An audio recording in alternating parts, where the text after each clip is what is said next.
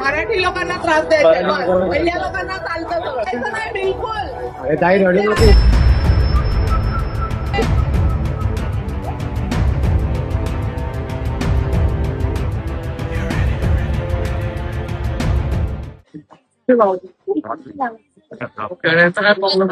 त्यांचं म्हणणं असं आहे की तुमचं सिलेंडर आहे, डिस्ट्रीब्युटरच्या आत आहे.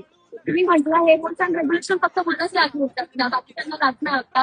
पुढे शोरमावाला आहे, फ्रँकीवाला आहे, दोन वडापाववाले आहे, सर्वांचे सिलेंडर चालतात, सर्वांचे दोन दोन सिलेंडर चालतात. नाही, मी बोलते दादा, मी एवढं 2 वर्षापासून स्ट्रगल केलंय. नवरात्रीला बंद, दिवाळीला बंद, गणपतीला बंद. असं होऊ शकत नाही या रस्त्यावर कोण पैसे नाही घेत दादा. विदाऊट पैसे कोण लावून देणार नाही. जागेवाले स्वतःला शाणे समजणार आहे, भैया लोक स्वतःला शाणे समजणार. पाठी माझा एकटीचा धंदा बंद करणार ना दादा, पाठी राहून रडणार, हसणार माझ्यावर. माहितीये का तुम्हाला? हा, हे बघा, हे कितकं विकणार आहे. हा, हे इथं बघा, इथं बघा, इथे 2 नंबरचे धंदे करणारे लोक बसतात, इथे सगळे तेवढे लोक बसतात. मी याच्यात येऊन धंदा केलाय दादा. 300 रुपये घेतात माझ्याकडून रोज. गेला नाही घेतात दादा, बरोबर येऊन.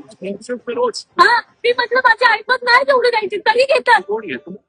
महापालिकेवाले बोलतात सर्वांचे जातात, पोलिसांचे जातात, केडीएमसीचे जातात, सर्वांचे जातात. आणि सर्व येऊन मला विचारतात रात्रीची तुला परमिशन भेटली आहे का इथे? काम करतात, तुझी गाडी इथे लावून टाकली. कारण माझं म्हणणं काय, ह्या लोकांना, हे भैया लोकांना, अपंग म्हणून यांना टपरी भेटते ना, मला इथे टपरी टाकून द्या दादा. टपरीच टाकतो ना. आणि त्याच्यावर राज ठाकरे साहेबांचा फोटो द्या मला लावून. मला राजसाहेबांनीच पाठवलं तुला भेटायला. मी त्यांना जर मला वोट करते ना सर, तर मला त्यांचा एक फोटो पाहिजे. आणि मला इथे कोणच चालवू नाही शकत. मला साहेबांनीच पाठवलं, तिथं काय प्रॉब्लेम झाला बघून घ्या म्हणून साहेबांनी मला सकाळी पाठवलं. तू गाडी टाका, बाकी मी बघतो. मी ह्याच्यात एक पॉईंट आउट करू शकते दादा. आणि परवा जाऊन वॉर्ड ऑफिसरला भेटलेलो, ते बोलले की रोज जेसीपी घेऊन फिरेल मी, रोज सर्वांच्या धंदे बंद करायला. हा, तर ऐका ना, इलेक्शनचं टाइम संपला, मी जेसीपी घेऊन फिरतो. आता माझ्याकडे व्हिडिओ आहे, प्रूफ आहे. काल आली व्हिडिओ काढून गेली, आज आली व्हिडिओ काढून, सर्वांचे धंदे चालू. आणि मी तुम्हाला लिहून देते, माझ्याकडून लिहून घ्या, गॅरंटी सांगते. हे जे इथे जे धंदे लावतात, 30 वर्षापासून लावतात, 40 वर्षापासून लावतात, रोज लावेल. हे बोलले ना 150 मीटरच्या आत आहे, 150 मीटरच्या आत सिलेंडर रोज दिसेल दादा तुम्हाला, रोज. मी कसं येऊन मी रोज कंप्लेंट टाकू दादा, रोज कसं येऊन कंप्लेंट टाकू?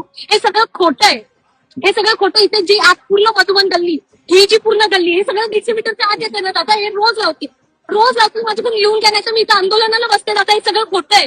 तुला आंदोलन करायचं, मी जेवढं सांगतो तेवढी प्रोसेस.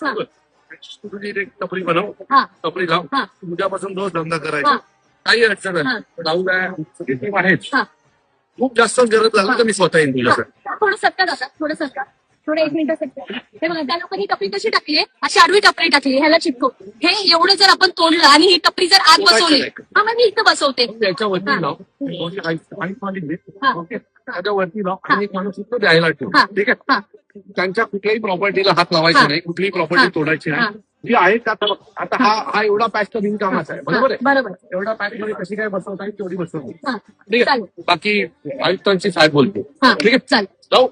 रडायचं नाही, रडून व्हिडिओ करायचे नाहीत. मराठी माणूस हा रडत नाही, त्यामुळे बिंदास रडायचं नाही. कोणी आलं आपल्या टीमला बोलव, हे सगळे तुझ्यासोबत आहे.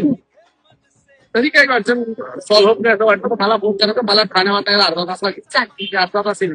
त्याच्या पुढे मला तुझा एकही रडतानाचा व्हिडिओ आला नाही पाहिजे. मराठी बातम्यांसाठी जन्मत लाईव्हला लाईक करा, सबस्क्राईब करा आणि बेल आयकॉनला दाबायला विसरू नका.